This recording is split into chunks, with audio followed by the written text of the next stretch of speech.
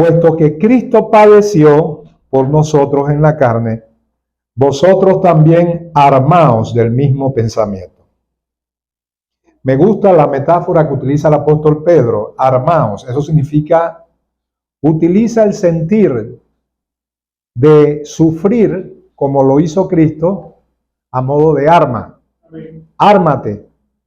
Toma ese concepto de padecimiento y que Jesucristo sea el ejemplo por el cual lo haces. Amén. Jesús padeció y luego ahora el apóstol Pedro nos dice, armaos del mismo pensamiento. ¿Cuál pensamiento? El de Cristo Jesús. La razón por la cual Él vino aquí se centra en esa cruz, en el Calvario, donde Él padeció por causa de todos nosotros. Ese fue el momento cumbre, el cenit de su desarrollo ministerial, pero toda su vida padeció, porque era incompatible con este mundo. Él dijo, no puede el mundo aborreceros a vosotros, mas a mí me aborrece. Y eso debe quedar claro en la mente de todos nosotros, que hay una razón de fondo, la esencia de por qué Cristo era aborrecido y también por qué lo somos nosotros. Él dice, porque yo testifico del mundo que sus obras son malas. Por eso es que cuando sus oídos no son adiestrados en la palabra, sino que pueden ser seducidos por otro mensaje halagador que te hace sentir bien, usted debe estar alerta. No estoy diciendo que el mensaje no te deba hacer sentir bien. Lo que estoy diciendo es que un mensaje meloso que siempre intenta que tú estés libre de ningún tipo de reproche es un mensaje dudoso. Amén. Porque el Señor, que es el Señor, dijo, la razón por la que me odian es porque yo testifico al mundo que sus obras son malas. Hombre, si somos pecadores, no puede ser de otra manera. Si la razón por la que el Señor vino a morir por los pecadores es porque somos pecadores, entonces eso significa que nuestras obras son malas, ¿verdad? Aunque no las advirtamos como malas. Y cuando no vemos nuestra maldad, estamos sumidos más profundamente en ella. Porque solo los que tienen luz y despiertan a la realidad de que son pecadores, son los que a la vez pueden ver su naturaleza pecaminosa y reprochársela.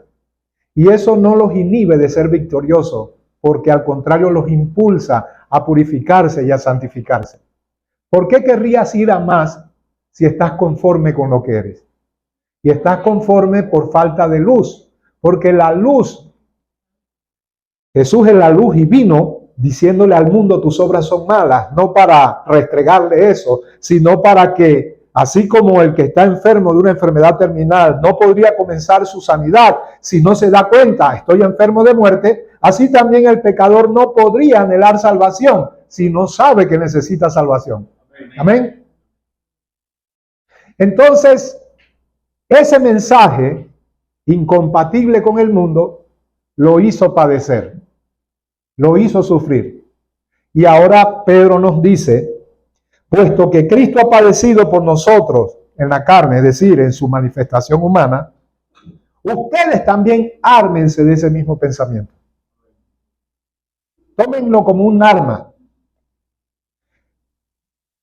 C.S. Lewis, en un libro que él escribió, que se llama El problema del dolor, él dice que aquellos que intentan sacar el sufrimiento de la ecuación cristiana están haciendo mal y no bien a los creyentes. ¿Por qué? Porque Dios sufre, Dios tiene sensibilidad para dolerle el pecado y para dolerse por causa de los pecados que cometen los pecadores.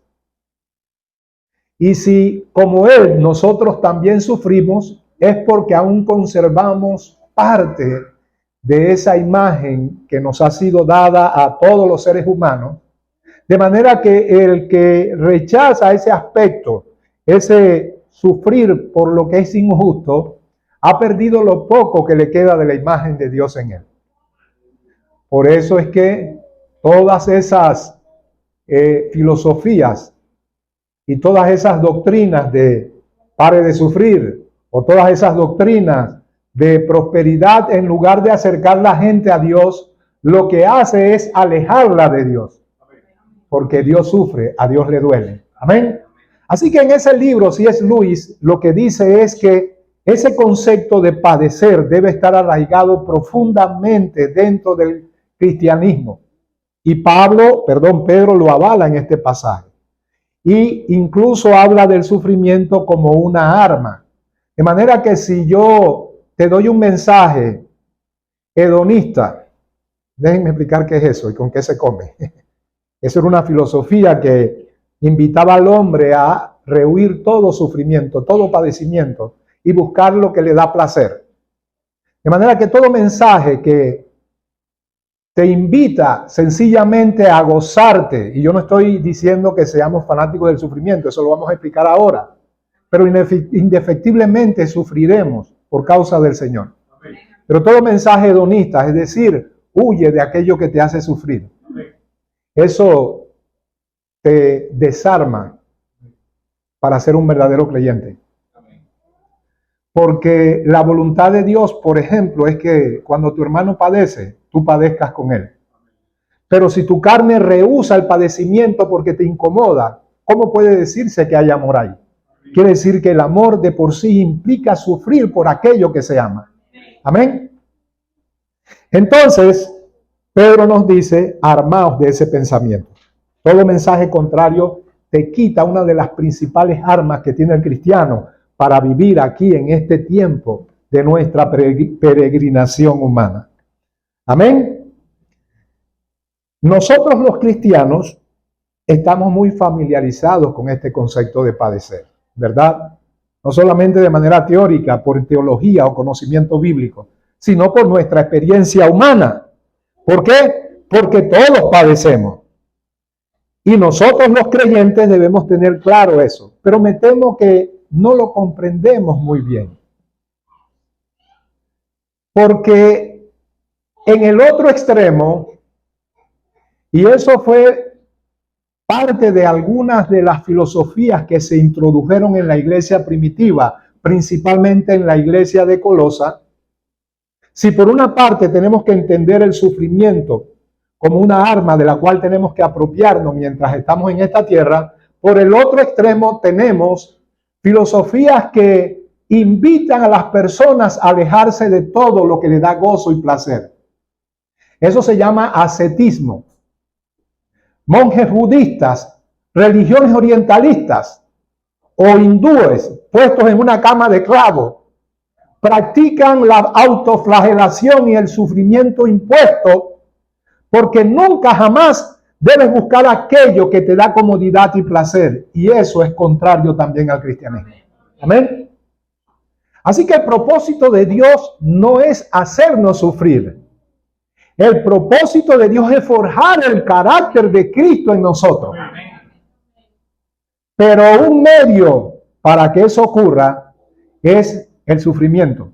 Así que el sufrimiento no es un fin en sí mismo. Mira, deja todas aquellas cosas que tú te autoimpones como decisiones equivocadas, errores y cosas que te alejan de la voluntad de Dios y que te hacen sufrir. Quita todo eso de tu vida, despójate del pecado y de todo peso, del pecado que constantemente está asediándote, porque todo eso hará que interiormente sufras, porque el gozo del creyente deriva de hacer la voluntad de Dios. No de cualquier otra cosa. Puedes tener riqueza, salud, pero si no estás haciendo la voluntad de Dios y eres una nueva criatura, serás el más miserable de los hombres, aún teniendo todo, si estás fuera de la voluntad de Dios. Así que quita de ti todo lo que te hace sufrir sin necesidad para que quede el sufrimiento legítimo, que es inevitable. ¿Ok? ¿Cuál es la razón de fondo por la cual nosotros padecemos? Diga conmigo incompatibilidad. Incompatibilidad. ¿Qué quiero decir con esto? Les hablé hace un momento de cómo el Señor afirmó que la razón por la que el mundo le aborrecía era porque él testificaba que sus obras eran malas. Él dijo, si a mí me aborrecieron, también a vosotros os aborrecerán. Amén. Incluso llegará la hora, dijo, en que los entregarán a tribulación y seréis aborrecidos de todos por causa de mi nombre. ¿A qué se debe ese aborrecimiento? Vamos a explicarlo con algún tipo de figura o ejemplo. ¿Qué pasaría si yo intento hacer encajar una tuerca en un tornillo que esa tuerca no pertenece a ese tornillo? Habría mucha fricción, ¿verdad? Eso es incompatibilidad. ¿Cierto? ¿Qué pasaría en un tablero de rompecabezas si yo trato de encajar una ficha en otra que no le corresponde? Habría mucha fricción. Eso es incompatibilidad. Dios ha hecho habitar en ti y en mí una nueva naturaleza.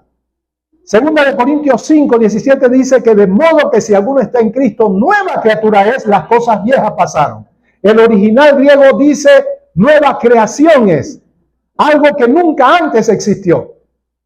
Esa naturaleza nueva que ha habitado en tu corazón cuando naciste de nuevo, no se originó en esta tierra, sino que vino por el poder del Espíritu Santo que te hizo nacer de nuevo. De manera que tienes la naturaleza de Dios en ti.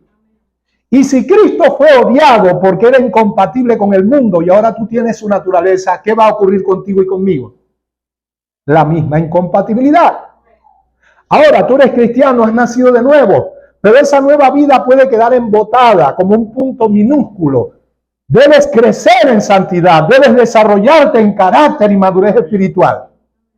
El hacerlo crea más incompatibilidad. Por lo tanto, no necesitas hacer nada para sufrir, sino solo ser cristiano. Amén. Intenta vivir de acuerdo a los parámetros bíblicos y el solo hecho de querer hacerlo causará incompatibilidad con tu entorno. Amén. Voy a poner un ejemplo.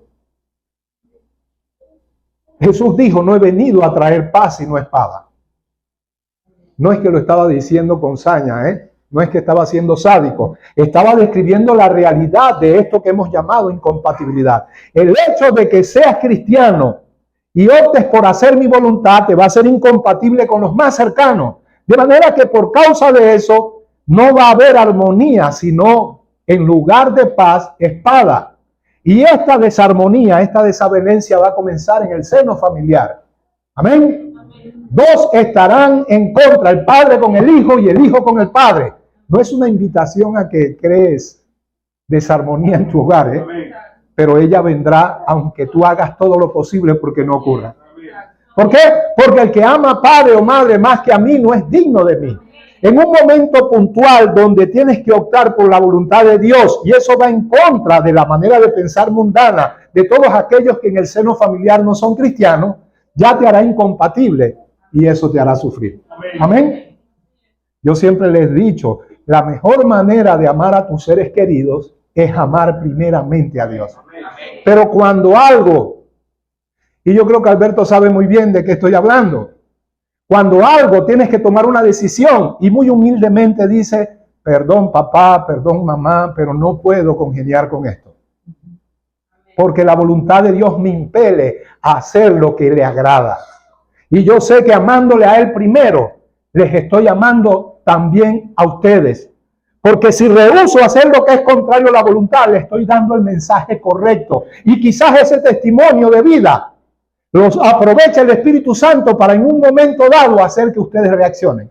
Pero si yo congenio con ustedes, a Belén con los pastores, vamos a hacer lo que es contra de la voluntad de Dios, a lo mejor besitos y abrazos y todos me querrán, pero me alejo y alejo a mi familia de la voluntad de Dios. Ese simple ejemplo nos ayuda a entender por qué del sufrimiento cristiano. Amén. Amén. Así que, en cuanto al sufrimiento, establezcamos un parámetro que es universal. Primero, todos los seres humanos sufren. Ahora vamos a ver la diferencia entre el sufrimiento de todos los seres humanos versus el sufrimiento del creyente. Pero todos en este mundo que alguien describió como un valle de lágrimas, sufren desde que nacen. Miren lo que dice Job capítulo 5, verso 7. Pero como las chispas se levantan para volar por el aire, así el hombre nace para la aflicción. Si leyéramos esto en el lenguaje original hebreo, es un pasaje bien oscuro, porque literalmente dice como los hijos de Rezaf se levantan para volar, así el hombre nace para el sufrimiento. Es un pasaje bastante oscuro porque no se sabe a ciencia cierta quién era Rezaf. Se cree que era un dios mitológico, un dios del fuego, y que sus hijos, siendo él el dios de fuego, eran como chispas. El asunto es que no se puede saber a ciencia cierta qué era esto, según reza el original hebreo. Pero la traducción es correcta, porque ellos son una figura representativa de lo que es el fuego y cómo éste al crepitar despide chispas que vuelan en el aire. Así que aquí lo que tenemos es un principio de causa y efecto. Así como el fuego despide chispas, así el que nace en este mundo, lo que produce son personas que como esas chispas ardiendo, vienen a este mundo para sufrir. Esto es universal, es el sufrimiento de todos los seres humanos, de buenos y malos, de justos e injustos. Primer principio, entonces, todos sufren. Amén. Sin embargo, el sufrimiento del cristiano es distinto, es diferente. Primero, el cristiano sufre como todo el mundo. Amén. ¿O hay alguien aquí que no lo haga? Todos son felices, ¿verdad? Pero tenemos que hacer una diferencia entre el sufrimiento del cual todos somos partícipes, propios y extraños, justos e injustos, creyentes y no creyentes, y la reacción del creyente en medio de ese sufrimiento. No sé si ustedes conocen a un hombre que dijo, ante un sufrimiento profundo que laceraba su misma alma, él dijo: Jehová dio, Jehová quitó, sea el nombre de Jehová bendito. Como suelen hablar las mujeres fatuas, así has hablado, que recibiremos de Dios el bien y no el mal.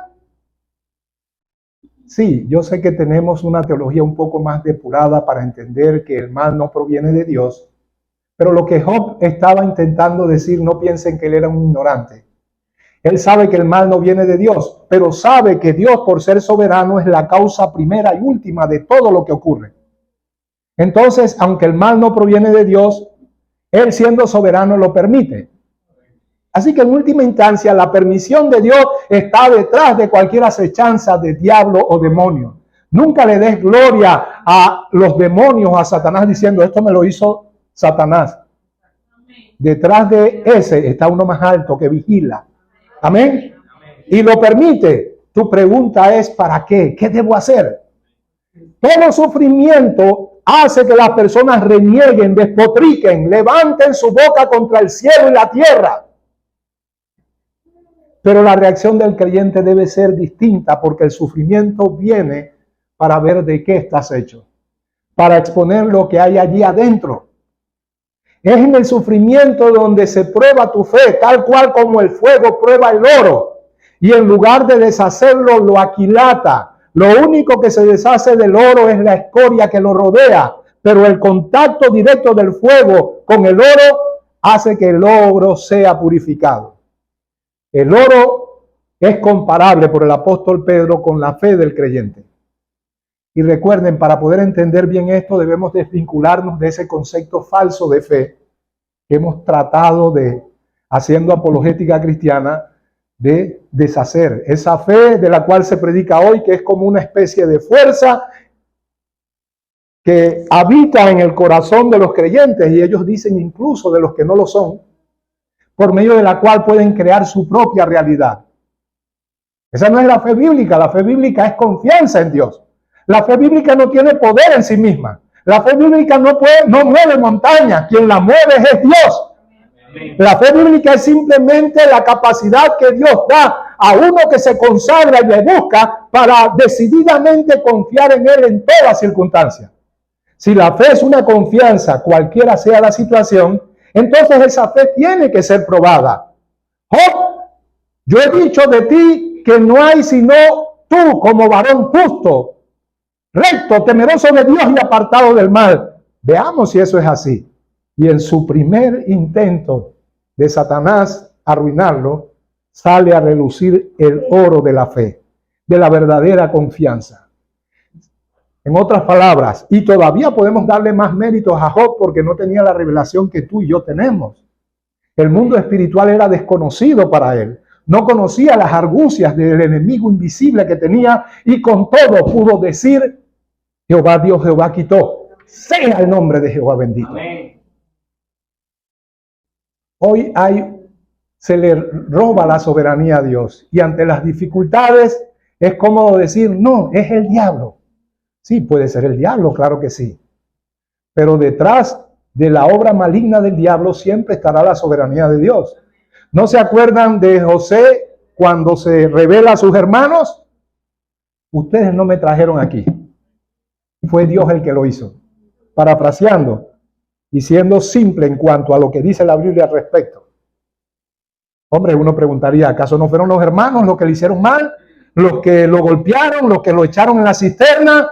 ¿Los que lo odiaban? ¿Los que no le podían hablar amablemente porque le tenían odio? Porque él dice, no fueron ustedes.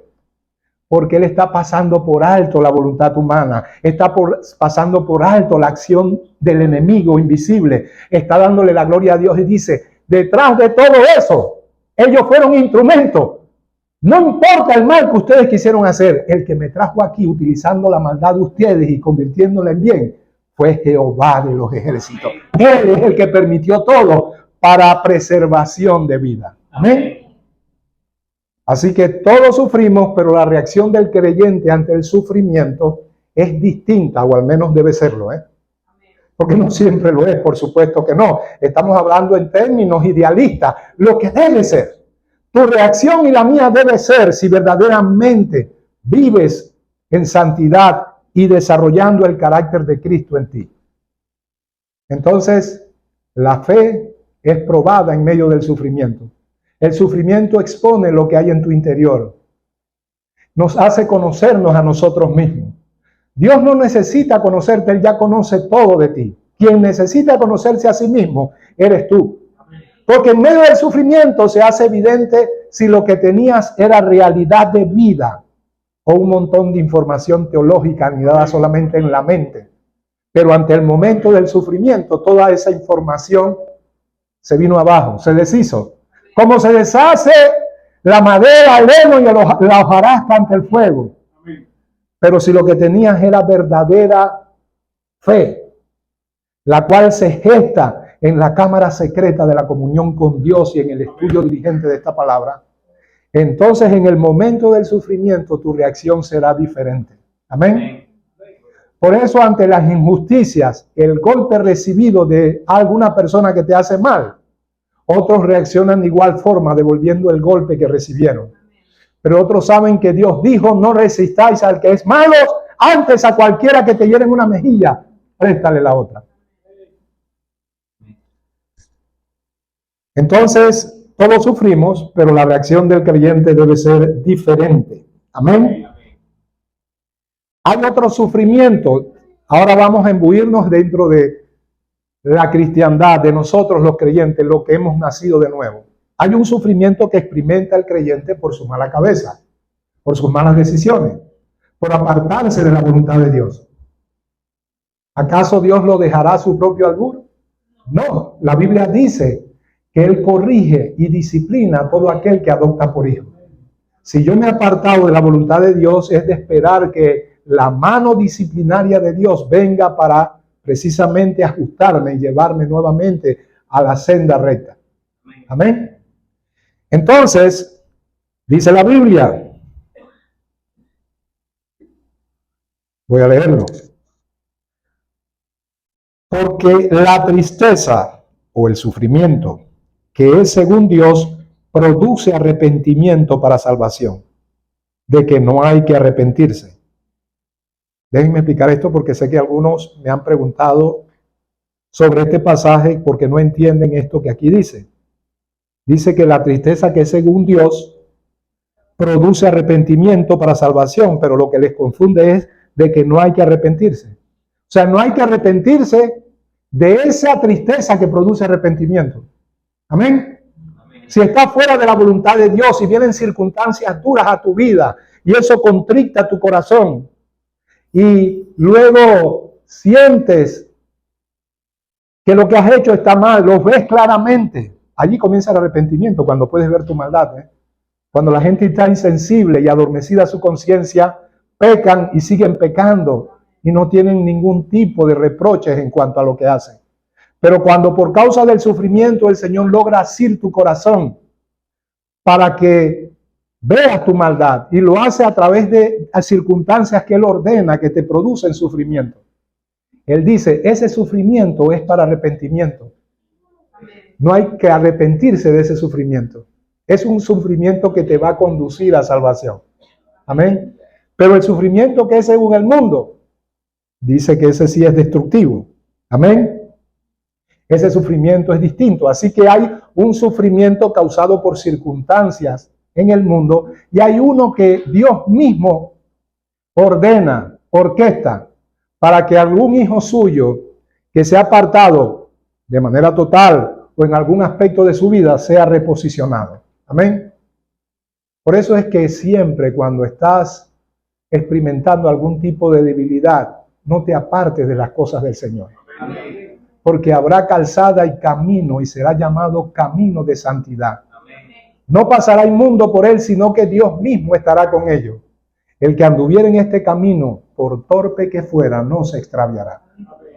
Eso significa que debes andar en el camino de santidad y otro pasaje nos dice a fin de que lo cojo no se salga del camino. Sí, tienes cojera, todos la tenemos. Todos somos vulnerables en una área más que en otra. Pero por causa de esa debilidad, que el enemigo no te engañe para decir, bueno, si no sirvo me voy. No, ven con tu cojera, ponla dentro del camino, porque si sigues caminando en el camino de santidad, no pasará mucho tiempo, quizás sí, en que esa cojera desaparecerá. Amén. Pero no solamente sufrimos porque nos apartamos de la voluntad de Dios. Sufrimos porque Dios, en su condición de padre que disciplina a sus hijos, no solamente disciplina a los que se portan mal, también lo hace con los que se portan bien. ¿Verdad?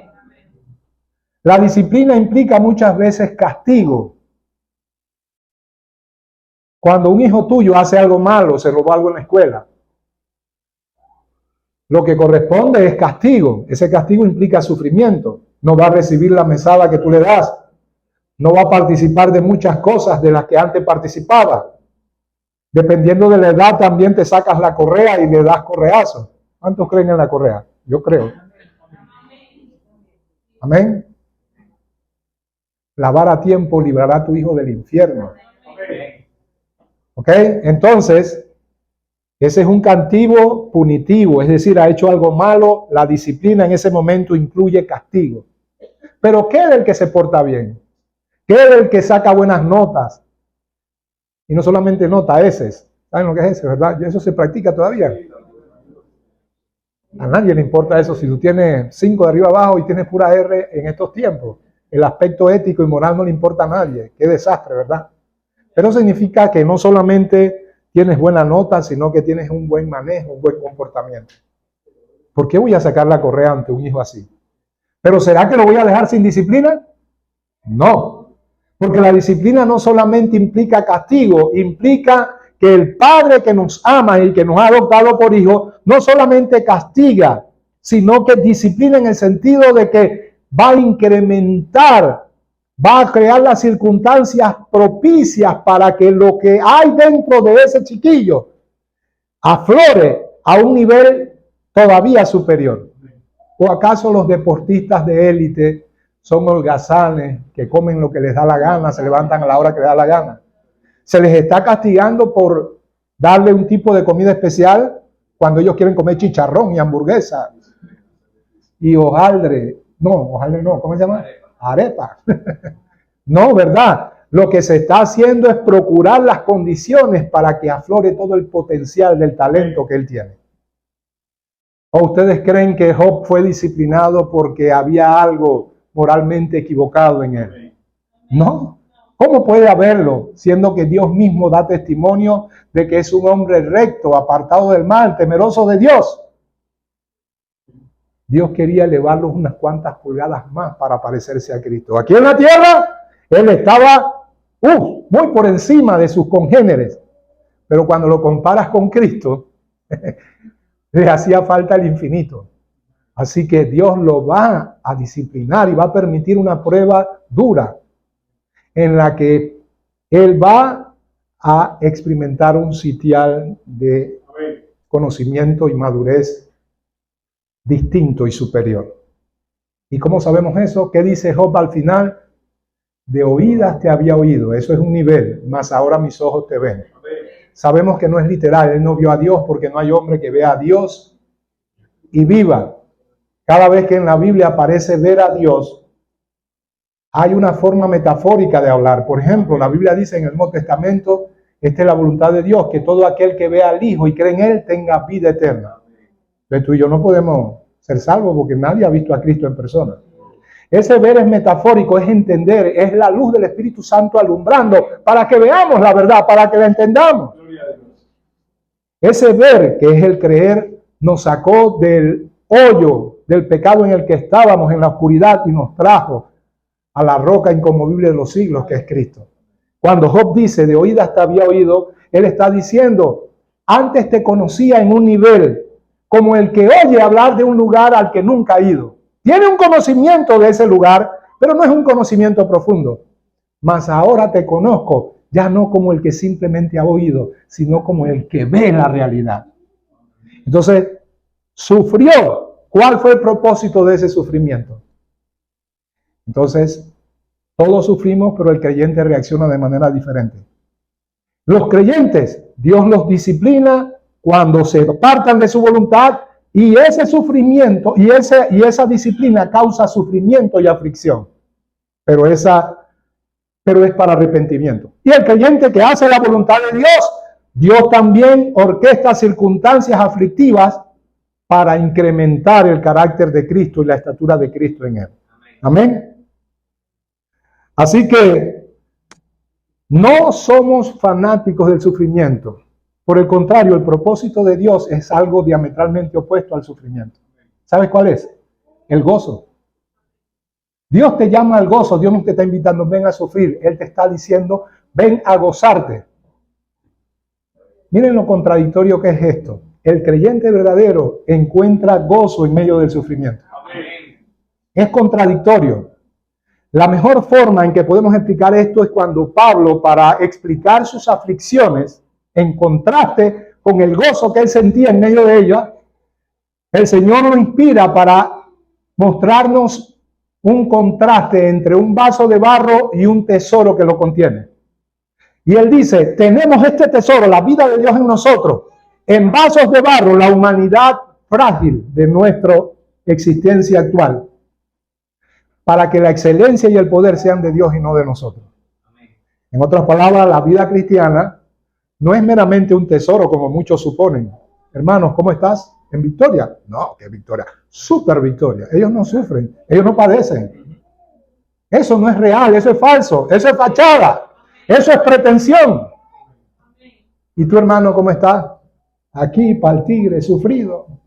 Prueba tras prueba, eso tampoco es el ideal de Dios. ¿Verdad?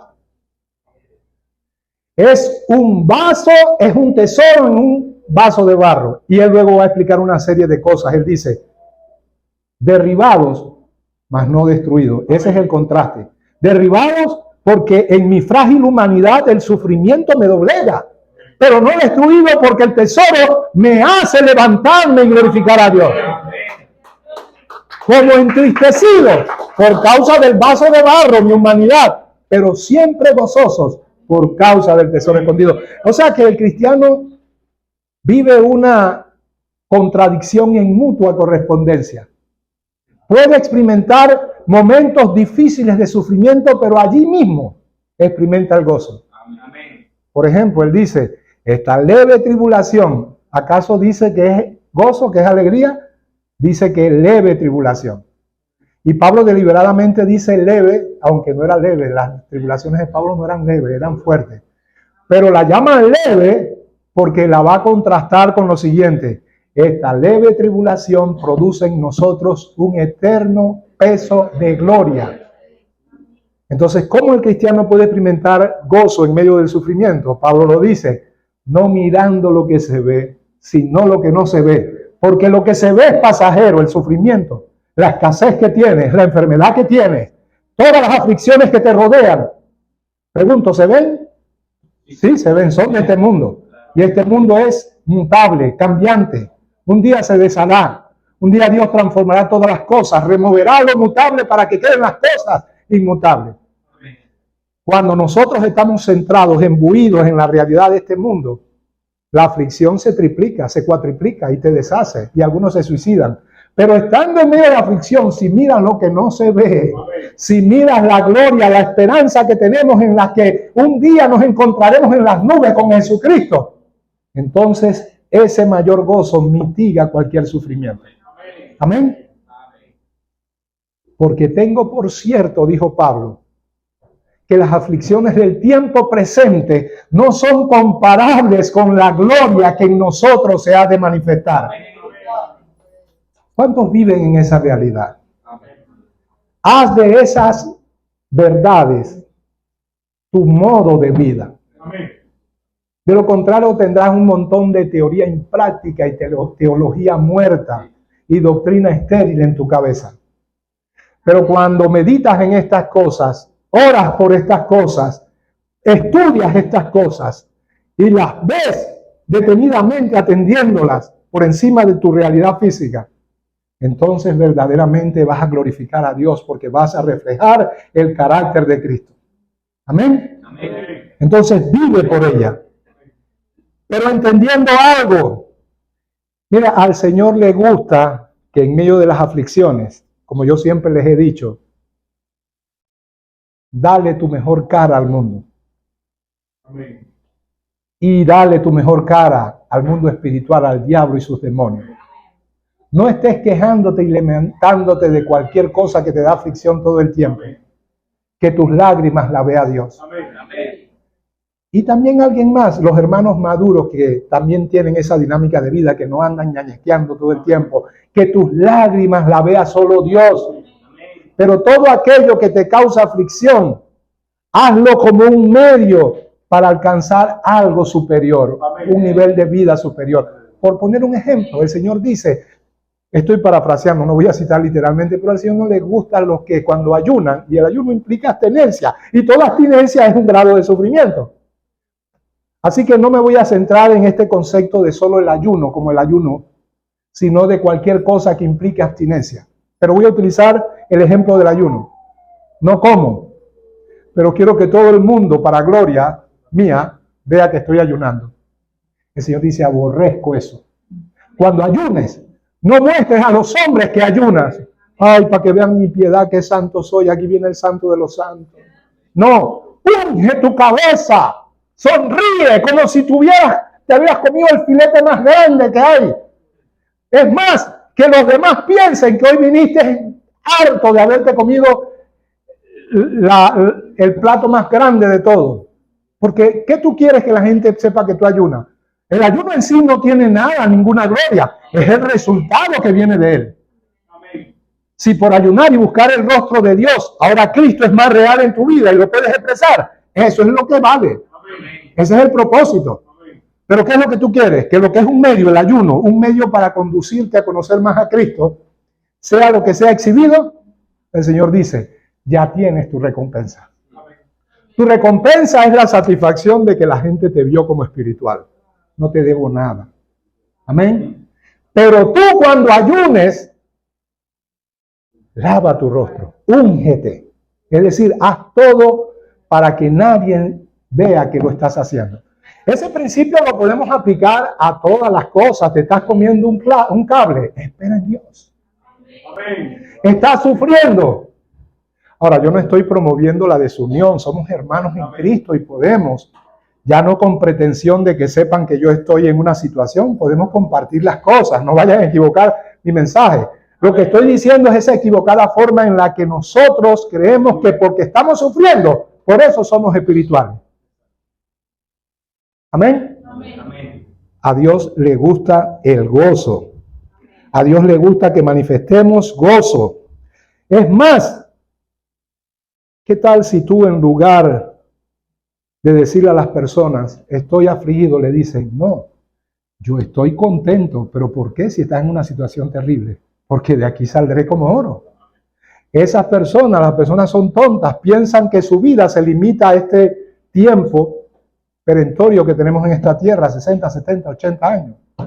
Yo sé que después del último capítulo de la vida vendrá algo más, de hecho superior y lo verdaderamente real. De manera que no te compadezcas de mí. Yo estoy abonando tesoros en el cielo, porque yo soy un vivo de la vida. Yo sé que con Cristo tengo la eternidad. Tú estás buscando un carrito de que 4x4, una lata vieja que se llama Ferrari. Yo estoy buscando algo infinitamente superior a esas porquerías que tú estás buscando. Así que no te compadezcas de mí. Yo necesito compadecerme de ti porque no quieres escuchar el evangelio. Y lo que te espera es duro. Y yo no quiero que eso te acontezca. Pero no te compadezcas de mí. Sí, esta frágil humanidad es eso, frágil. Así que de verdad, pero esa tristeza es cascarita de huevo. Es insustancial. El gozo es el centro de mi corazón. Amén. Miren lo que dice algunos pasajes que hablan del gozo. Me mostrarás la senda de la vida. En tu presencia hay aflicción, tristeza y desgano. No, hay plenitud de gozo, delicias a tu diestra. Esa es la evaluación que tú tienes que tener de servir al Señor. Salmo 51:12. Vuélveme el gozo de tu salvación. Quiere decir que hay gozo por ser salvo. Amén. Isaías 12:3. Sacaréis con gozo aguas de las fuentes de la salvación. ¿Qué estás tú sacando de la salvación que tienes? ¿Desgano? ¿Queja? ¿Tristeza y aflicción? Aquí dice que de el pozo de la salvación vamos a sacar gozo. Amén. Isaías 35:10. Y los redimidos de Jehová volverán y vendrán a Sión con alegría, y gozo perpetuo será sobre sus cabezas. Tendrán gozo y alegría, y huirá la tristeza y el gemido. ¿Cuántos dicen amén? Porque el hombre que le agrada a Dios, Dios le da sabiduría, ciencia, es decir, conocimiento y gozo. Amén. Y Hechos, un pasaje ahora del Nuevo, escuchemos a Pablo, Hechos 20:24. Pablo está en medio de una situación que lo va a moler. Se lo han advertido, no vayas a Jerusalén.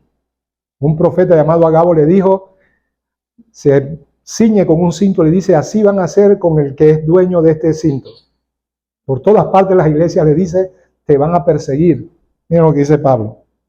Pero de ninguna cosa hago caso, ni estimo preciosa mi vida para mí mismo, con tal de que acabe mi carrera con gozo. Amén. ¿Acaso dijo con tristeza? Con gozo. Con gozo. Amén. No ponderes la tristeza. Pondera el gozo. Amén. Amén. Amén. Yo creo que al enemigo de nuestras almas le molesta cuando un cristiano que las circunstancias lo están moliendo, se le ríe en la cara y le dice, apriete ya lo que tú quieres. Porque el gozo de mi salvación supera toda aflicción en esta vida. Amén. Entonces, no caigamos en ese tipo de filosofía, ascetismo. Los colosenses, dije los colosenses, ¿verdad? Pensé que había dicho los colonenses. Los colosenses tenían mucho de eso. Se habían infiltrado esta facción de los gnósticos, que era un pseudo cristianismo que intentaba permear la iglesia y traer falsa doctrina. Y dentro de esa falsa doctrina, la que esgrimían los gnósticos, ellos decían que todo lo corporal es malo. Todo lo que da satisfacción y placer es malo. Comer es malo, el sexo es malo. Bueno, hoy estamos así, hoy tú ves en las redes y ya Los alimentos que eran saludables, ahora ya no se puede comer nada. Cuidado, de aquí a un tiempo no vas a poder respirar porque te vas a intoxicar con el oxígeno, así que no respires. Amén. Hombre, la Biblia dice, porque todo lo que Dios creó es bueno y nada es de desecharse. Si se toma con acción de gracia, porque por la palabra y la oración son santificados. ¿Tú crees eso? Solo si lo crees. Y no te estoy invitando a creer algo de mi imaginación, como aquellos que dicen, el Señor va a hacer millonario a todos aquí. ¿Cuántos lo creen? Este es para los que lo creen. Como si tu creer va a producir eso. Tu creer está supeditado a lo que la Biblia revela, ni más ni menos. Si la Biblia no lo dice, no tienes nada en qué creer. Pero la Biblia está diciendo esto, yo lo creo. Amén. Otra vez, el equilibrio, eso no significa que no tienes que ser comedido y tomar ajustes de acuerdo a tu constitución física en cuanto a qué comer y qué no comer. Hay cosas que debes comer menos que otras, ¿verdad? Hay cosas que debes comer más que otras. Hay cosas de las cuales te debes abstener para sustituirlas por otras. El vino de Timoteo, que muchos hay vino, a tomar vino, lo que dice es más, no era toma vino, era usa un poco de vino. Ellos utilizaban una parte de vino por 3 de agua para que el agua impura, que en el caso de Timoteo, tener quizás un colon nervioso o irritable, tenía problemas estomacales por causa de las amebas y los microbios que tenía el agua insalubre de aquel momento. Así que échale un poquito de vino para que la purifiques. En otras palabras, a veces es prudente, no como esto porque esto me causa problemas, lo sustituyo por esto otro. No hay nada de malo en eso, ¿eh? Pero un día tienes que ir de misionero a un lugar. ¿Y qué te sirven? Como me decía un amigo, que fue a un lugar donde él comenzó a comer algo que parecían pasitas y él lo encontraba pesado y grasoso. Y lo que le habían dado era verruga de chivo. Era un plato típico de ese lugar. Las verrugas del chivo, a lo mejor el chivo lo vendían porque era una familia pobre, pero las verruguitas se las quitaban. Así que era arroz con verruga de chivo. Hombre, en ese momento, Señor, yo te creo, no tengo otra opción y yo no le voy a hacer un desplante a esta familia pobre. Amén. Padre, santifica estos alimentos. Bendícelos y te doy gracias porque esto es lo que pusiste en la mesa hoy. Porque otros no pueden comer nada. Lo que se comen es un cable. Amén. Entonces, último concepto del sufrimiento, que es verdaderamente a donde quiero ir. El sufrimiento es una opción voluntaria. Bien, vamos a replantear todo nuevamente. Todos en este mundo sufrimos. Hay diferencia en medio del sufrimiento que es igual para todos en cuanto al creyente. El creyente reacciona de manera diferente. Hay un sufrimiento que es dado a sus hijos cuando se apartan de su voluntad y la mano disciplinaria de juicio disciplinario de Dios los quiere reposicionar en el camino. Ese sufrimiento es ordenado por Dios para crear sensibilidad en el corazón del Hijo de Dios que ya se ha apartado de la voluntad de Dios. Y es un sufrimiento que Pablo dice que es para arrepentimiento. Hay un sufrimiento que también es orquestado por Dios como disciplina, no porque un hijo de Él no esté en su voluntad, sino para potenciar ya el tesoro de la fe y del crecimiento espiritual que tiene para llevarlo a más. Así que la disciplina siempre va a estar con todos los hijos de Dios. Sea que hagamos las cosas bien o que las hagamos mal. Y toda disciplina al presente no parece ser causa de gozo, pero después da el fruto apacible de justicia. ¿Cuál es ese fruto apacible de justicia? El carácter de Cristo. A los que en ella son entrenados. Amén. ¿Cómo podemos sortear todas esas dificultades para que no nos aplasten? Poniendo las cosas en la mira en las cosas espirituales. Cuando usted lee Hebreos 11 y habla de Moisés, dice que se mantuvo viendo al invisible. Eso es lo que usted y yo debemos hacer. Ver con los ojos de la fe esa nueva naturaleza que tenemos después de haber nacido de nuevo, que se conecta con Dios, que percibe a Dios. Verle de esa manera al que no puede ser visto con los ojos físicos. Amén. Pero entonces los hijos de Dios podemos verle, ¿verdad? No literal, pero ver es percibir. Podemos percibir a Dios. Y en la medida en que crecemos espiritualmente, percibimos más su realidad. Dios es una realidad para nosotros. Pero aquí está el punto central de lo que quiero decir. Es un nivel superior. El sufrimiento es una opción voluntaria. ¿Cuántos de ustedes han oído decir, ay, este marido es una cruz? No, eso no es una cruz, ese no es el concepto de cruz. Eso lo tienes que aguantar porque lo tienes que aguantar porque esa fue la decisión que tú tomaste. Amén. Si hubo una circunstancia en tu trabajo donde tienes un compañero que te hace la vida imposible y tú llamas a eso cruz, eso no es cruz. La cruz se toma voluntariamente, se carga voluntariamente. Pero eso te la tienes que aguantar. Eso son circunstancias de la vida que tú no invitaste. Amén. ¿Qué es el sufrimiento voluntario? Cada vez que intentas hacer la voluntad de Dios, siendo, como dije al principio, que este mundo es incompatible con todo lo que Dios expresa. Todo lo que Dios es antagónico a lo que el hombre es. Yo creo que les he hablado muchas veces de que la gente no entiende el concepto teológico, de que el ser humano que no ha conocido a Cristo aborrece a Dios. Y que todas las personas objetan eso y dicen, ¿cómo me vas a decir que yo aborrezco a Dios? Porque no entienden lo que es el concepto. Aborrecimiento en la Biblia no es un acto violento por el cual el que aborrece quiere destruir al otro, no. En la Biblia aborrecer es incapacidad de amar. Amó a Raquel, pero aborreció a Lea. No es que la quería matar ni le quería dar como un bate en la cabeza. Es simplemente que la rechazó. Su corazón ardía por Raquel.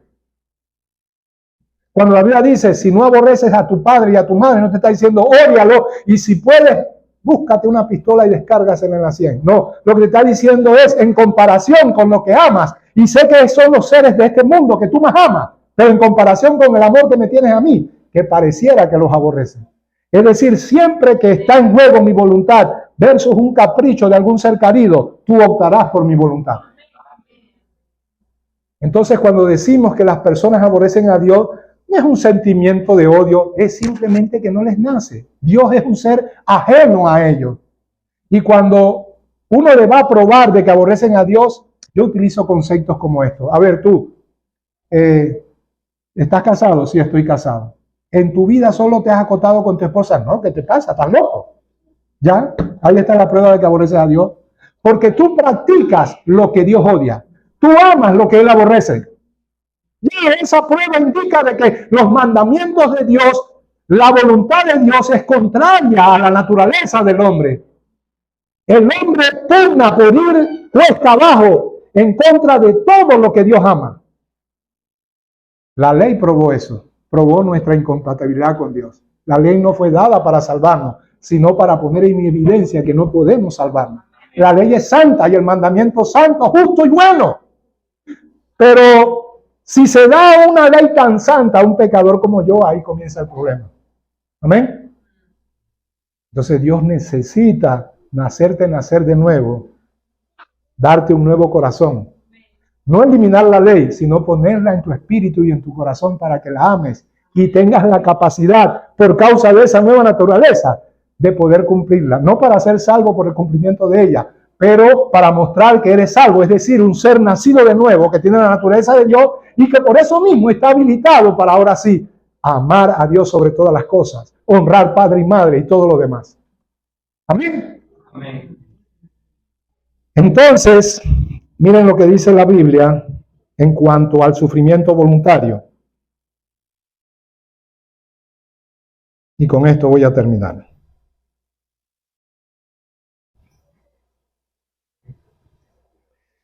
Deuteronomio, perdón, me equivoqué. Ese no era el que quería leer. Este concepto de sufrir voluntariamente es lo que expresó Jesús en Mateo 16, 24 y en otros pasajes paralelos. Entonces Jesús dijo a sus discípulos, si alguno quiere venir en pos de mí, niéguese a sí mismo, tome su cruz y sígame. Cuando él expresó esto, fue muy claro para ellos, no lo es tanto para nosotros. Nosotros hacemos de eso un concepto muy etéreo. Pero ellos sabían lo que era la cruz. Ellos habían visto desfilar cientos de hombres condenados por Roma a un lugar apartado para ser crucificados. En otras palabras, Jesús le estaba diciendo, el costo de seguirme es morir a ti mismo. Es decir, que este es el sufrimiento voluntario. Mi ser desea esto, mi carne desea esto. Esta opción me daría comodidad y me daría felicidad si la tomo, pero está en contra de la voluntad de Dios. Por tanto, elijo la autonegación, la cruz, a fin de que Dios incremente su obra en mí. Por eso es que no puedes seguir adelante si no pones tu mirada en el objetivo. Si lo tuyo es un concepto religioso de sufrir por sufrir, no hallarás el incentivo necesario para seguir adelante. Pero ¿cuál es el incentivo? Es el propósito, es lo que viene por causa del sufrimiento. Hebreos dice de Jesús, creo que es el capítulo 12, refiriéndose a Jesús, el cual por el gozo puesto delante de sí. ¿Qué significa? Él no puede tener gozo puesto en los clavos, ni en la corona de espinas, ni en los latigazos. Él no puede tener el gozo puesto en el momento en que va a ser separado del Padre. El gozo está puesto delante de sí, es más allá de la cruz. ¿Cuál era eso? Muchas cosas. Le fue dado un nombre que es sobre todo un nombre. El gozo puesto delante de sí es el momento en que se sentaría a la diestra de la majestad de las alturas. El gozo es ver el resultado de su aflicción. Tú y yo verá el fruto de su aflicción y quedará satisfecha su alma. Entonces, no puedes llevar la cruz si no tienes un propósito de vida, si no ves que de ese trato de Dios contigo por el cual tú sometes tu voluntad para negarte a ti mismo y hacer lo que es conforme a la voluntad de Él, va a producir en ti un carácter de vida que va a redundar en una amplia corona en la eternidad. Amén. Miren lo que dice Mateo 10, 34, 38. No penséis que he venido para traer paz a la tierra. No he venido para traer paz, sino espada, porque he venido para poner en disensión al hombre contra el padre, a la hija contra la madre y a la nuera contra la suegra. Y los enemigos del hombre serán los de su casa. El que ama a padre o madre más que a mí, no es digno de mí. El que ama a hijo o hija más que a mí, no es digno de mí. Quiere decir que son elecciones optativas que nosotros tomamos por amor a Dios. Esas opciones por la voluntad de Dios siempre acarrearán sufrimiento. Termino con esto, haciendo un paneo de personajes bíblicos. Por ejemplo, Dios vio que la maldad en la tierra era mucha y que todo designio de los pensamientos del hombre eran de continuo solamente el mal. Toda carne había corrompido su camino. Amén. Él iba a mandar un diluvio. Eso podría crear mucha suspicacia, duda e incredulidad en un mundo antiguo que nunca conoció ver llover. Todos podían reírse de eso. Eso es una locura. ¿Cómo con tanta sequía el mundo se va a inundar? Pero es un caso de psiquiatría, Noé. Déjanos en paz. Así que yo podría tomar la actitud más cómoda. En lugar de oponerme a mi generación, a Belén con los pastores. ¿Verdad? Yo tengo un negocio aquí. Antes yo estaba en contra de esto de hombre con hombre y mujer con mujer. Pero ahora, como esta ideología está de moda, si yo me declaro en contra de eso, mi negocio va a sufrir. Y yo no quiero sufrir. Aquí está mi billete. Así que me uno a la comparsa. Sí, es verdad, eso no tiene nada. Pero Noé no hizo eso. Noé optó por la cruz, por negarse a sí mismo. Y ese sufrimiento le tomó 120 años con paciencia construyendo el arca. Dice la Biblia que era pregonero de justicia y nadie lo escuchó. Sufrimiento por el rechazo de su generación. Sufrimiento por saber lo que le esperaba a la humanidad. Y sufrimiento porque nadie, como en el caso de Jeremías, escuchó su mensaje. Eso es sufrimiento optativo. Es el que viene por querer hacer la voluntad de Dios. Amén. Abel tuvo su cruz. Él no quería ser pretencioso ni restregarle su conocimiento a Caín. Él simplemente con amor a Dios quiso hacer lo que era conforme a la voluntad de Dios. Y lo que era conforme a la voluntad de Dios era ofrecer un cordero, símbolo profético del cordero de Dios, que iba a venir en el futuro. Él ofreció lo correcto, lo que era conforme a la palabra de Dios que le había sido transmitida por sus padres. Caín era arrogante y dijo, yo no voy a ofrecer un corderito, yo tengo mi religión. Yo no tengo que acercarme a Dios a través de sangre. Yo no tengo que acercarme a Dios a través de una víctima inocente que cubra mi pecado. Así que lo que voy a ponerle es, ahí te va, a ver, mira qué belleza, mientras que tú tienes ese animalito feo, degollado y echando sangre y pataleando. Mira aquí mi bandeja de melones, de uvas, sandías, guineos. Eso era un espectáculo a los ojos. Pero Dios lo rechazó. Porque vio arrogancia, vio al hombre obstinado estableciendo su propia religión para acercarse a Dios. ¿Qué vio en Abel? Vio a un hombre con fe. Vio a uno que dijo, este corderito representa al Cordero de Dios. Amén. ¿Y qué le causó eso? Su hermano se levantó y lo asesinó miserablemente. Amén. Él podía librarse del sufrimiento. Yo no voy a entrar en contienda con este Caín, que por cierto parece que él heredó todo el mal carácter de mi padre Abraham. Yo estoy suponiendo, ¿no? Este es un chacalito que yo sé que a veces le tengo miedo. No, mejor me uno a la corriente y así evito el sufrimiento. Se mantuvo fiel. Amén. Abraham podía quedarse en Ur de los Caldeos. Podía evitar el sufrimiento. ¿Sabe lo que es salir de su entorno familiar, de su cultura, de sus costumbres, de lo que comía, de lo que hablaba, para irse a una tierra desconocida y salir sin saber a dónde iba? No, ¿para qué ese sufrimiento? Pero salió por amor a Dios, porque tuvo confianza en Él. Es opcional el sufrimiento. Es la cruz de la que habló Jesús. Es negarse a sí mismo para hacer lo que es la voluntad de Dios. Lot, a veces lo hemos defenestrado, pero ¿qué dice la Biblia? Tal vez no en condiciones óptimas. Nunca debió acercarse a Sodoma, pero aún estando allá, él podía unirse a la comparsa y salir con la bandera multicolor y arriba los gays y todos los demás.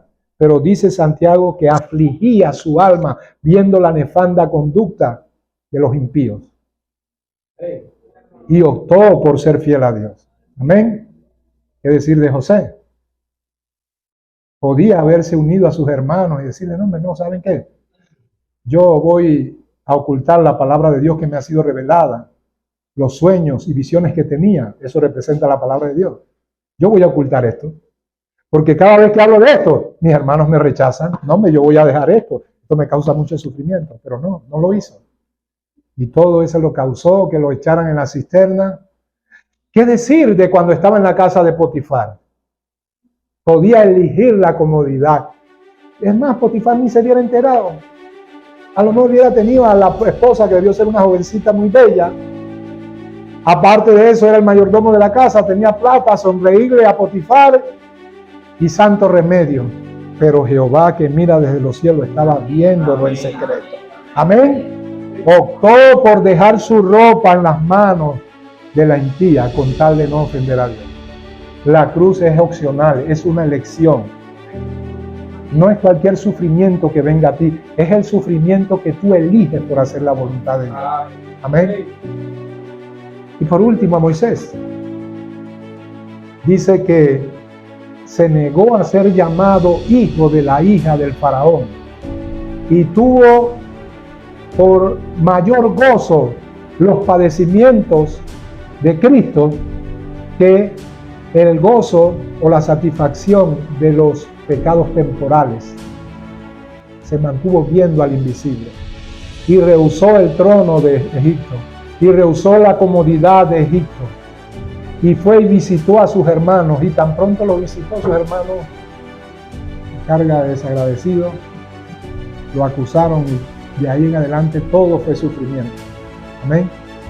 No podía él haberse quedado en palacio esperando tal vez el ser el siguiente faraón, tener todo, la comodidad de Egipto, pero optó por negarse a sí mismo. Amén. El sufrimiento, amados hermanos, de un cristiano es opcional. Piensa en esto. Porque tú escoges entre sufrimiento y sufrimiento. Si no optas por la voluntad de Dios como quiera, vas a sufrir, pero un sufrimiento sin propósito, un sufrimiento destructivo. El halagar tu carne y darle placer va a hacer que luego se despierte en ti ese reproche, el redarguir del Espíritu Santo, y te vas a sentir mal, y vas a sentir que quizás no eres ni salvo, pero cuando haces la voluntad y sufres por ella, vas a sentir el gozo y la satisfacción de haber hecho lo que es la voluntad de Dios. Tienes amistades, no quieres entrar en conflicto con ellos, está bien, actúa prudentemente, pero se presenta el momento en que debes decidir entre lo que ellos creen, todos los santos y la Virgen María. Y en ese momento decides condescender porque yo no voy a entrar en conflicto. Mi vida vale tanto para que yo sufra por causa de Cristo. Yo no voy a padecer. Es opcional. Pero el que ama a Cristo dirá, yo siempre he actuado prudentemente, he visto estas conversaciones, pero ya es inevitable. Necesito amablemente, como dice Pedro, decir lo que es verdadero y denunciar lo que es falso. Esa es la opción de la cruz de Jesús. Si quieres ser discípulo de Jesús, eso significa ser cristiano, no es otra cosa. Discípulo no es un cristiano superior a otro que aunque es salvo no es discípulo. No existe ese concepto, Solo hay discípulos y quienes no lo son. Y los discípulos toman su cruz y le siguen. Amén. Y se niegan a sí mismos.